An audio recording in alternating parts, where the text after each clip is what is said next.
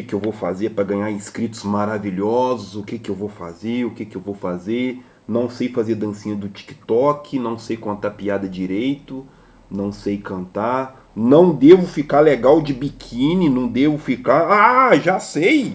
Vamos falar sobre Bíblia Sagrada. Este que vos fala é o irmão Gerson, da cidade de Juiz de Fora, mais precisamente do Instituto Beneficente Betel, onde o nosso foco, nossa obra social é com crianças, adolescentes e jovens. Sexta-feira, 11 de julho de 2025, o inverno está muito frio. Estou aqui com a minha super jaqueta do Exército, um presente do meu queridíssimo amigo Afonso. Que Deus abençoe sua vida. A Simone falou: Ô G, você só usa essa jaqueta? Eu falei: não, ela tem duas versões. Ela tem a versão verde e ela tem a versão camuflada. Então eu viro ela do outro lado, as pessoas acham que eu tenho duas jaquetas. Deus abençoe nossos familiares, nossos irmãos e irmãs.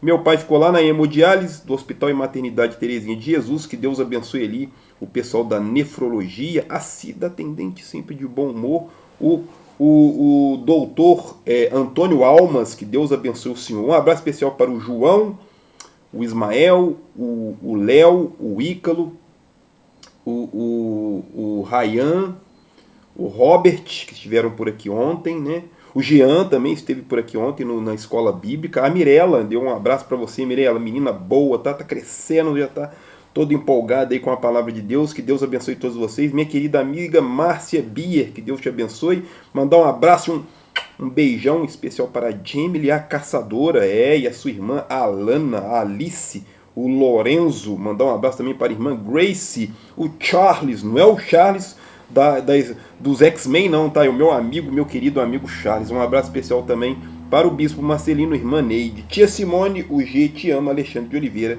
Jéssica de Oliveira, Jéssica Lopes, Diego, uma galera toda aí.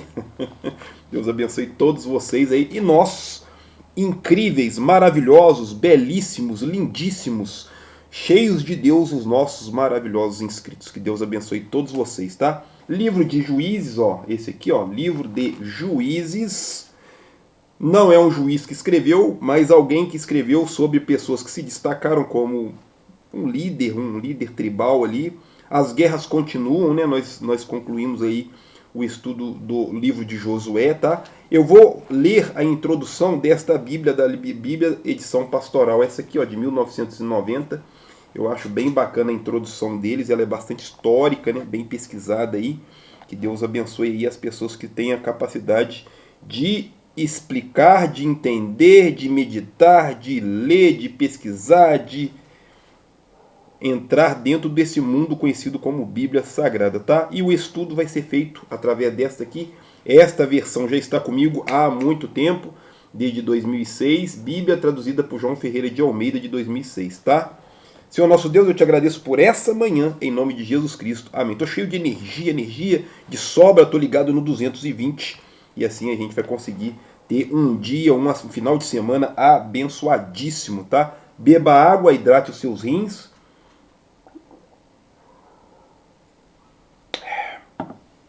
E vamos, que o show não pode parar, já dizia aí o grande filósofo Marcelo D2, tá?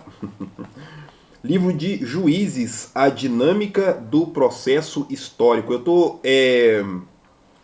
alternando as minhas aulas de filosofia com algumas aulas de história, né, para ajudar a assimilar todo esse contexto antigo da Bíblia, não só da Bíblia, mas da filosofia em si, da psicologia, da teologia, né, para que isso me ajude a ajudar os meninos e as meninas, as crianças e os adolescentes que conosco, né, que compartilham conosco aqui este espaço conhecido como Instituto Beneficente Betel. Então tem feito a diferença, não só para mim, nossa, mas também para outras pessoas aí. Ontem nós tivemos o nosso encontro, né, nossa escola bíblica, que aqui acontece nas quintas-feiras, né, e aí foi maravilhoso. Aí é legal quando eles fazem assim e perguntam, poxa vida, que Deus abençoe vocês, tá? Introdução ao livro de Juízes. O livro dos Juízes relata fatos situados entre 1200 e 1020 a.C. Ou seja, já tem um tempo isso aí, hein? Não é de agora não. Descrevendo a continuação da conquista da terra e a vida das tribos até o início da monarquia. Bom, eu falei isso num outro encontro aí, que uma hora eles vão se tornar uma monarquia, eles vão querer ter um rei, eles vão querer que alguém mande neles, tá? Tem toda essa complexidade ainda aí. Cheio de dificuldades, as tribos são governadas por chefes que têm um cargo vitalício, juízes menores.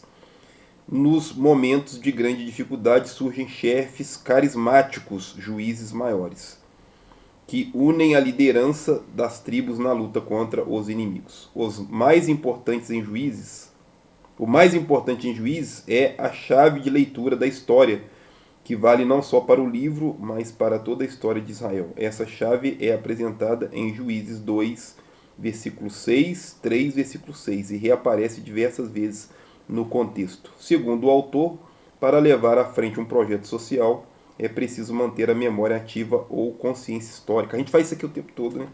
A gente está sempre dizendo para os meninos como começou a história aqui, tá? Começou na lavanderia, com 6 meninos. Já falei isso várias vezes aí nos vídeos aí, né? Se você quiser conhecer a nossa história, você vai ter que dar uma olhada aí. Eu já falei sobre aqui várias vezes aí, até chegar nesse complexo que nós temos aqui hoje, nesse prédio de 2 andares. A gente começou na lavanderia, do lado da máquina de lavar roupas, tá? A geração que luta, é isso mesmo? A geração que luta mantém viva essa consciência. A nova geração, porém, quebra essa memória e ameaça fazer o projeto voltar atrás. O resultado é um conflito na história entre a fidelidade a Yahvé e seu projeto e o culto aos ídolos que corrompe a sociedade. Aqui no caso, né, eu falei isso também algumas vezes, enquanto a gente estava estudando os livros que são atribuídos a Moisés, os 5 primeiros livros, o livro de Josué, né, que você tem uma organização de uma religião específica a uma divindade, que é o Deus YHWH, não sei como que se lê isso, ninguém sabe. A gente vai falar Jeová, Javé, Yahvé, Yahweh, né? Tem essas tentativas de falar o nome. E o pessoal adorando o iPhone, a régua, a caneta preta, o ventilador rosa, né? Então, ou seja, qualquer coisa pode ser um ídolo, né? E aí a gente tem que ter uma certa cautela quanto a isso. Aqui está dizendo que os ídolos corrompem a sociedade. Está dizendo que os ídolos corrompem a sociedade. Pensa num negócio desse. A gente tem uns personagens, né, no nosso país que as pessoas acabam brigando por causa delas, né? Eu acho perda de tempo, mas tem gente que se dedica a querer entender o que esses caras estão pensando, por que esse manda e o outro não manda mais, por que esse está mandando errado e o outro também mandou errado, mas continua. Então a gente fica perdendo tempo com essas pessoas aí, tá? Eu dedico-me a pesquisar, entender e saber mais sobre Jesus Cristo, que para mim foi, é e será sempre um grande político, um grande filósofo, um grande teólogo, um grande psicólogo, um grande líder, um grande professor, né? Por causa das suas narrativas que ele deixou aí para nós aí. Ontem eu estava estudando história e o professor falou justamente sobre Jesus. O que eu fiz com o papelzinho? Olha o que o professor de história falou sobre Jesus, tá? O fenômeno Jesus Cristo e o poder do cristianismo com as narrativas impressionantes. Só anotei aqui, asterístico aqui, ó. Até anotei no meu caderno de filosofia, porque foi impressionante a fala do professor. Juízes capítulo 2, 11 e 16 apresenta a dinâmica que marca o destino histórico de um povo. Pecado é igual à alienação da consciência histórica. O povo abandona Yahvé, o Deus que produz liberdade e vida, para servir aos ídolos que corrompem, produzindo um sistema social injusto. Olha, parece um país que começa com B, tem R, A, S, I, L.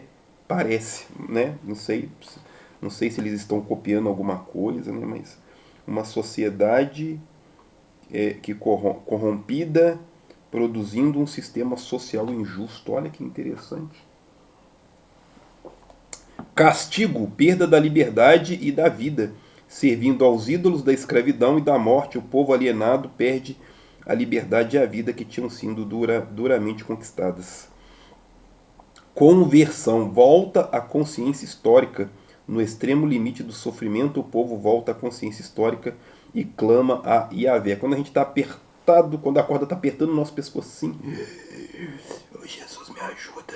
Não é assim? É, quando o negócio está ruim para o nosso lado, a gente vai buscar com o pessoal do andar de cima aí, né? Graça é igual a libertação. Yahvé responde ao clamor fazendo surgir líderes que organizam o povo e o ajudam a reconquistar a liberdade e a vida. O ajudam, né? Pensa o seguinte, você é Deus, você tem poder de fazer qualquer coisa. Transformar, destransformar, construir, desconstruir, destruir, refazer. Você é Deus, tá? Então assim, quando você percebe que um texto vai dizer que você é o ajudador de Deus, é como se Deus estivesse nos valorizando pra caramba.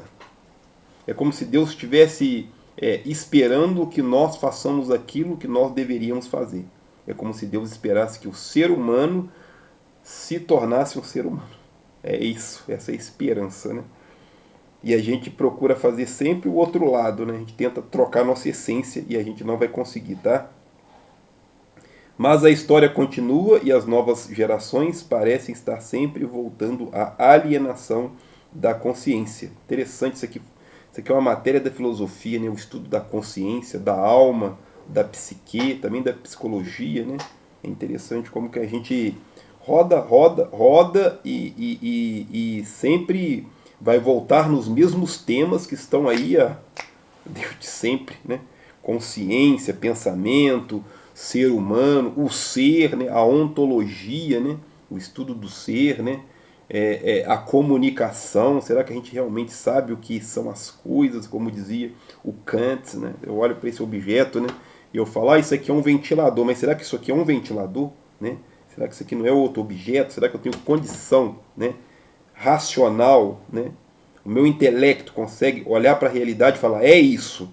Ou eu tenho um recorte da realidade a partir daquilo que eu penso, né? Então a ideia é Deus, né? Eu olho para Deus e falo, não, Deus é isso. Será que é isso, né? Ou Deus, a ideia que eu tenho de Deus é o recorte que eu tenho da realidade sobre Deus. Então é muito interessante pensar sobre essas coisas. Eu passo isso aqui para os meninos viajam, eles vão longe, eles vão em Júpiter e voltam e ficam pensando durante dias. É muito bom trabalhar com jovens, com crianças, né? Muito bom, tá? E aqui no nosso caso a gente tem um estudo teológico-filosófico, tá? A gente uniu as duas disciplinas com a abordagem cheia de exemplos para que eles entendam. Não adianta nada eu chegar aqui e falar de escatologia e o menino ficar olhando para o teto. O que é escatologia? Eu preciso dar exemplos para que eles assimilem o conhecimento e isso faça diferença na vida deles, tá? O livro dos Juízes é um convite a ler a história aplicando essa chave de leitura. O importante, porém, é começar pelo castigo. Você já foi castigado? Já levou umas varadas quando era criança? Hoje não pode, né? Hoje não pode. Dona Fátima, você lembra quando a senhora me deu umas varadas que eu estava nadando na represa e era perigoso, eu era menino pequeno e eu enganava a senhora me deu umas varadas? Obrigado, tá? Hoje não pode mais. Minha mãe estava lá com o bracinho cruzado esperando a gente subir da represa. É aqui que vocês estão vindo jogar bola, né? Ou seja, um tipo de castigo, né? Hoje não se pode mais nem falar muito áspero com as crianças, porque hoje é tudo diferente, né? E eu sou grato à minha mamãe e ao meu papai pela educação que eles me deram, todos dois, tá? Dois guerreiros aí. O importante, porém, é começar pelo castigo, procurando tomar consciência das limitações e dos sofrimentos que uma determinada geração está experimentando. A seguir, procurar identificar os ídolos aos quais a sociedade está servindo e em vez de cultuar a Yahvé e se comprometer com o seu projeto. Né? É isso. Esta é a introdução da Bíblia Sagrada da Pastoral, tá? Eu acho que vai dar tempo da gente ler o capítulo 1. Deixa eu ver aqui. E começarmos aí a trocar umas ideias aí sobre o capítulo 1. Gente, o bom da história, a disciplina História, é que nós temos um distanciamento e a gente consegue olhar, né? Eu, em 2025, consigo olhar para uma história de 1000 e poucos anos antes de Jesus, ou seja, uma história que já tem mais de 3000 anos, eu consigo olhar para ela e tirar um aprendizado dela, um ensinamento dela aí. Isso é a importância da história para as nossas vidas, para tudo, tá? Tudo que você for fazer, a gente tem que estar sempre pesquisando dentro da história aí, para que a gente aprenda, tire conhecimentos preciosos para que a nossa vida faça mais sentido, né? Faça mais sentido. E é isso. Vamos entrar na leitura aí, tá? Juízes, capítulo 1, versículo 1. Depois da morte de Josué, o Josué empacotou aqui, né? O Josué já estava com uma certa idade, o Josué acompanhava o Moisés Deus de sempre, né? E o Josué agora já não faz mais parte aqui, já está na terra do pé junto, já ouviu falar sobre isso? É isso aí. Os filhos de Israel perguntaram ao Senhor: quem dentre nós subirá primeiro aos cananeus? Por que subir aos cananeus? Né? Tem gente lá. Exemplo: os israelitas estão se preparando para invadir Juiz de Fora. Irmão Gerson, mas Juiz de Fora você mora aí. Uhum. Mas vocês vão deixar assim fácil? Não, né? Claro que não. Vai ter problema. Vai ter soco na cara. Vai ter espada no bucho. É claro que vai ter problemas, tá? E eles estão se preparando para tomar uma terra que, a princípio, segundo a própria Bíblia, é uma terra que foi prometida para os hebreus israelitas, tá? Por isso essas tretas aí até hoje. É só olhar, pesquisa aí Oriente Médio. Entra aí no Google. Vai lá ver como é que está o Oriente Médio até hoje. Região ali, o pessoal em torno de Israel, faixa de Gaza, Palestina. Pesquisa aí, você vai ficar impressionado aí. Respondeu o Senhor: Judá subirá primeiro. Entreguei a terra nas suas mãos. Então disse Judá a Simeão, seu irmão: sobe comigo a herança que me coube por sorte. Pelejaremos contra os cananeus e também eu subirei contigo a sua herança que te coube por sorte. E Simeão partiu com ele. Percebe que agora eles começam a articular entre as tribos. Primeiro era um líder, foi o Moisés, o Josué, que conseguia se comunicar com as 12 tribos. Agora é uma tribo tentando fazer alianças com a outra tribo para poder ter conquistas, para poder avançar aí, tá? Financeiramente, espaço, aumentando o seu espaço geográfico aí, né? São conquistas de terras que já haviam donos aí, tá? Subiu Judá e o Senhor lhes entregou nas mãos os cananeus e os fariseus e feriram deles em Bezeque 10.000 homens. Acharam a Adoni-Bezeque em Bezeque e pelejaram contra ele. Feriram os cananeus e os ferezeus. Adoni-Bezeque fugiu, mas os perseguiram e o prenderam e cortaram-lhe os polegares das mãos e dos pés. Então você está lá lutando, brigando, e aí você pega um prisioneiro de guerra e o cara sabe que o negócio para ele não vai ficar bom e aí você ainda faz isso. A gente é muito legal, né? A gente é bacana, a gente é muito legal, né? Então o cara ficou sem os polegares das mãos e dos pés, tá? Eu não sei porque que a gente faz essas coisas, mas a gente faz. Se você estudar as atrocidades que são feitas nas guerras, é de fazer o sangue ferver, tá? Eu já andei pesquisando um pouco, porque você acaba tendo que estudar várias coisas, você acaba tendo que pesquisar isso aí. Nossa, meu Deus do céu. Talvez não dá para falar qual guerra foi a mais justa, porque falou que é guerra, crianças vão morrer, mulheres vão ser abusadas, meninas, idosos vão, sabe? Aí você pensa no nazismo, você olha para a África, tantos conflitos, você olha para Israel, ali na região, né, Oriente Médio, você olha ali para a Rússia, Ucrânia, sabe, assim, a região ali em torno da China, a China também de vez em quando tá com as tretas ali com o pessoal tá com as tretas com a China, então assim, gente, os inocentes sempre vão pagar o pato, tá? É sempre, a bomba cai no hospital, cai numa clínica, entendeu? É o desespero, some os alimentos, envenena as águas. Pensa em Hiroshima e Nagasaki, tá? Bomba atômica, bomba nuclear, pensa, tá? Quem deu sorte morreu na hora, pulverizado. Quem ficou penou, tá?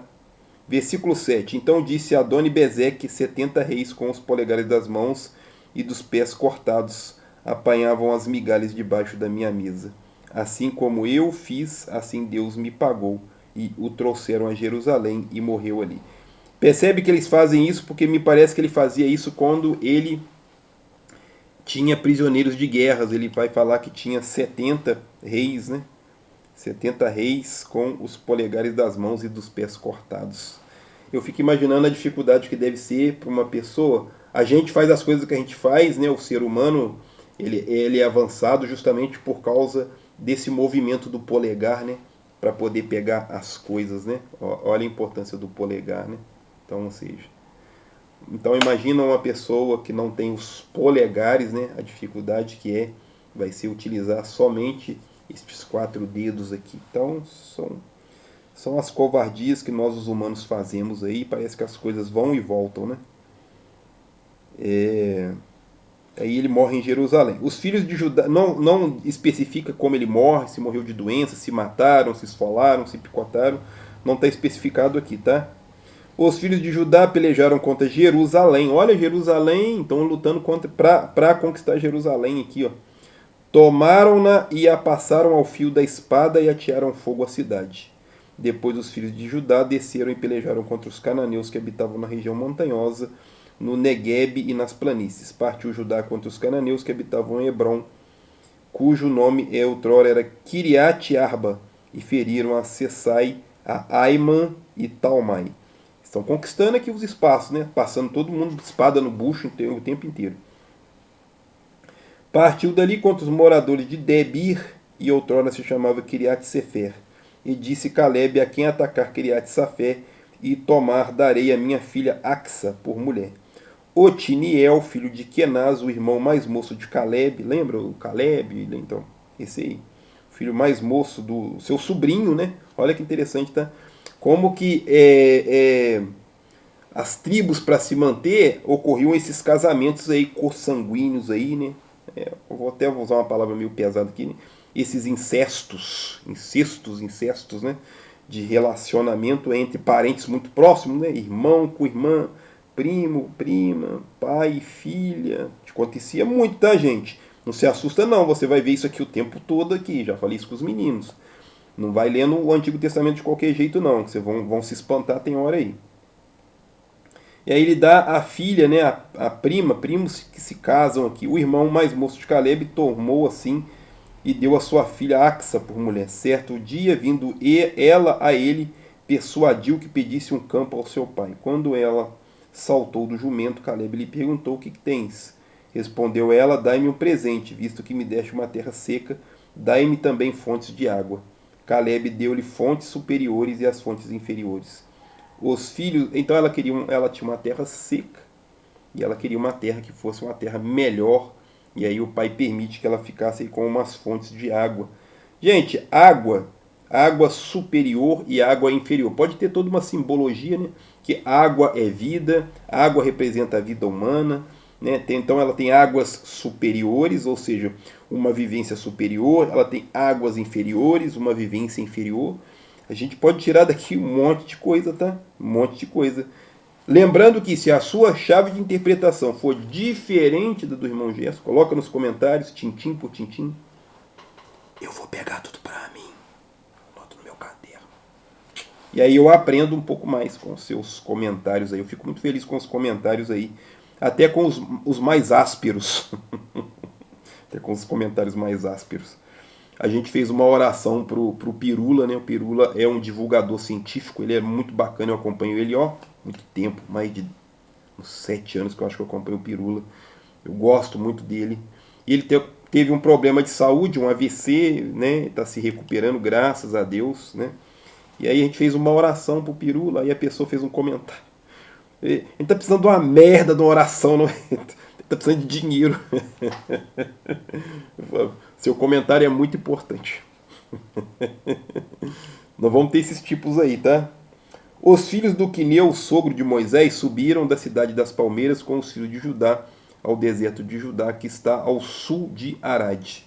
Foram e habitaram com o povo. Então foi-se Judá com Simeão, seu irmão, e feriram os cananeus que habitavam em Zafate, e totalmente o destruíram, e chamou-se o nome da cidade Ormã. Tomou ainda Judá a Gaza. Olha, a Gaza já está aqui, né? Vou até marcar ela aqui. Jerusalém, vou marcar o Jerusalém aqui. Olha como que essas coisas são antigas, tá? Gaza, Ascalon e Ecrom com seus respectivos territórios. Esteve o Senhor com Judá. Este despovoou a região montanhosa, mas não expulsou os moradores do vale, porque tinham carros de ferro. Como Moisés havia prometido, deram Hebron a Calebe, que dali expulsou os 3 filhos de Enac. Percebe? Irmão Gerson, são iníquos, são pagãos, não importa o título que você vai dar, tá? Inverte a situação. Inverte a situação que você vai me entender. Você está numa dessas cidades, você que acha que eles são pagãos, que eles não prestam, que eles são iníquos, que eles devem realmente serem exterminados, tá? Você está lá na cidade, tranquilinho, você tem o seu comércio, você tem a sua esposa, você tem a sua filhinha, você tem o seu filhinho, tem o seu cachorrinho, tem tudo lá, bonitinho. Sua vida tá maneira, tá acontecendo. Aí vem um povo e fala assim, a gente quer sua cidade. Como assim você quer minha cidade? É, sua cidade. A gente foi nos prometido que aqui onde você está é nosso. Então, se põe no lugar desse pessoal. Quando esse pessoal chegar, porque eles entenderam que este chão é deles, eles vão amassar você, eles vão abusar da sua esposa, eles vão abusar da sua filhinha, eles vão matar seu molequinho, eles vão picotar seu cachorro, eles vão vão saquear a sua casa, a sua empresa, o seu comércio, vão levar o seu carro, vão levar o seu iPhone, porque foi-lhes prometido essa terra. Então a gente tem uma facilidade muito grande de julgar que aquilo que os hebreus israelitas estão fazendo é correto, tá? Deus que pediu. Deus pediu para eles fazer isso, ou alguém, um ser humano, um líder, entendeu que ao conversar com Deus da sua maneira, o seu recorte sobre Deus, disse para ele que essa terra é nossa, então a gente tem que ir lá e picotar todo mundo. Foi Deus ou foi um humano que está interpretando aquilo que Deus pediu para ele fazer? Tem essa diferença, tá? Deus chegou lá e escreveu com a mão dele, uma energia poderosíssima desceu e escreveu com o próprio punho, eu sou Deus e estou dizendo que essa terra aqui é de vocês, vai lá e pega. Ou foi um ser humano que interpretou a sua ideologia Deus da sua forma e passou, olha, Deus falou comigo que é para a gente pegar a região dos cananeus e ficar para nós, é a nossa. Deus falou comigo que é para ir lá no irmão Gerson, em Juiz de Fora, amassar ele com todo mundo, ele, a tia Simone, o Ismael, o João, o Robert, a Mirella, a Alana, a Emily, o Pietro, massa aquele pessoal e pega o Betel para vocês. É isso, tá? Eu me coloco no lugar. Eu me coloco no lugar sempre, tá? Porque se foi guerra, foi horrível, tá? Se foi guerra, foi horrível. Pensa nisso, tá? Pensa nisso. A gente tem que parar de julgar o que acontece como se só... quem está de fora é muito fácil julgar, né? Mas quem está passando pela situação, não é não. Versículo 21. Porém, os filhos de Benjamim não expulsaram os jebuseus que habitavam em Jerusalém. Antes, os jebuseus habitavam com os filhos de Benjamim em Jerusalém até o dia de hoje. Percebe que nem todo mundo eles vão conseguir eliminar, né? Nem todo mundo. Alguns vão conviver com eles aí e vão se misturar mesmo. Não tem jeito não, tá? Subir, porque nem todo mundo vai ter condição. Eu acho que eu não teria condição de matar uma criança. Irmão Gerson, Deus falou comigo que você é o melhor guerreiro. Quando você invadir o Rio de Janeiro, é para você picotar todo mundo e pegar o Rio de Janeiro para vocês. É mesmo? É. Todo mundo? É. Até os idosos, sim. E as crianças também. Pica todo mundo, irmão Gerson. Nossa, todo mundo? É. E o cachorro? O cachorro também pica tudo. E põe fogo depois. Entendeu? É isso. É isso. Tem gente aqui que não conseguiu, tá, fazer do jeito que foi pedido. Eu tenho certeza que não. Pensa, uma mulher grávida. Isso é pesadíssimo, tá? Eu oriento os meninos aqui a tomar cuidado quando forem ler o Antigo Testamento, tá? Porque se você olhar de fora, você acha que é muito fácil. Você invadiu uma cidade e todo mundo foi julgado a ser exterminado. Homem, mulher, criança, idoso, cadeirante, menina, menino, pessoal que tem canal no WhatsApp, no YouTube, todo mundo. Marrom, branco, rico, pobre, alto, baixo, todo mundo. Entendeu?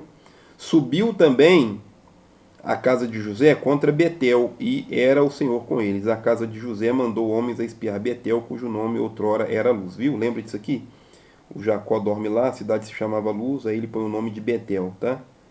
Tá aqui, ó, no capítulo 1, versículo 23 em diante. Viram os espias a um homem que saía da cidade e lhe disseram: mostra-nos a entrada da cidade, e usaremos de bondade para contigo.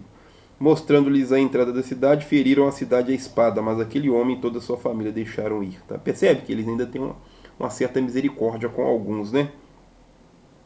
Então ele se foi para a terra dos heteus, edificou uma cidade e pôs o nome de Luz. O homem vai embora, que eles poupam a vida dele, e aí ele funda um outro lugar, uma outra cidade, e para não perder aí as suas raízes, né?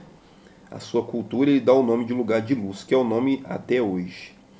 Versículo 27. Manassés não expulsou os habitantes de Bet-Sean e suas vilas, nem os de Taanak e suas vilas, nem os de Dor e suas vilas, nem os de Ibleão e as vilas, e os de Megido e suas vilas, pois os cananeus estavam decididos a habitar aquela terra.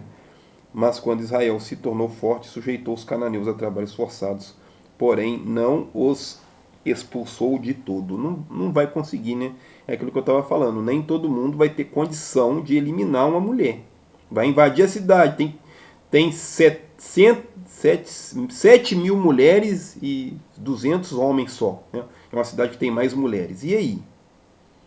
Você chega num lugar, é um orfanato. Você invadiu a cidade, é um orfanato. Só tem criança.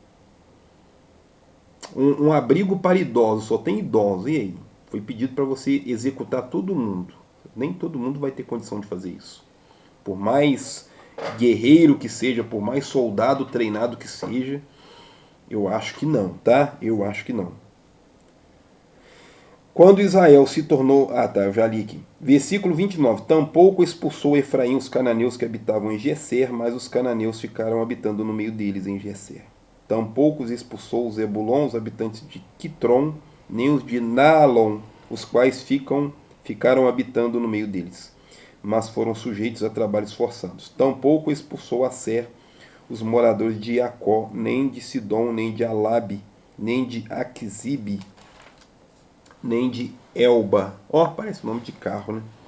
Percebe que quando o Moisés vai embora, o Josué vai embora, o pessoal não dá uma, vou usar a palavra amolecida no coração, né?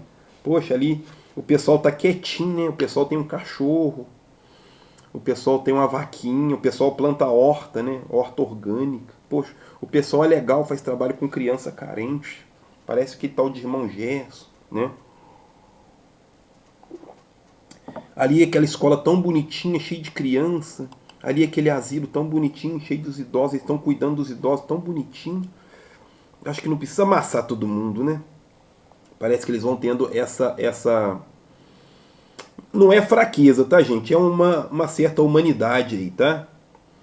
Assim, os azeritas continuaram no meio dos cananeus que habitavam na terra. Tampouco expulsou Naphtali, os moradores de Bet-Semes, nem os de Bet-Anat, mas continuou no meio dos cananeus que habitavam na terra, e os de Bet-Semes e os de Bet-Anat foram sujeitos a trabalhos forçados.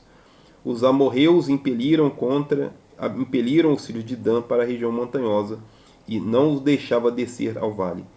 Também os amorreus quiseram habitar nas montanhas de Eres, em Aijalon e em Salbim. Mas logo que o poder da casa de José aumentou, foram sujeitos a trabalhos forçados. Foi o termo dos amorreus desde a subida de Acrabim, desde Selá e dali para cima.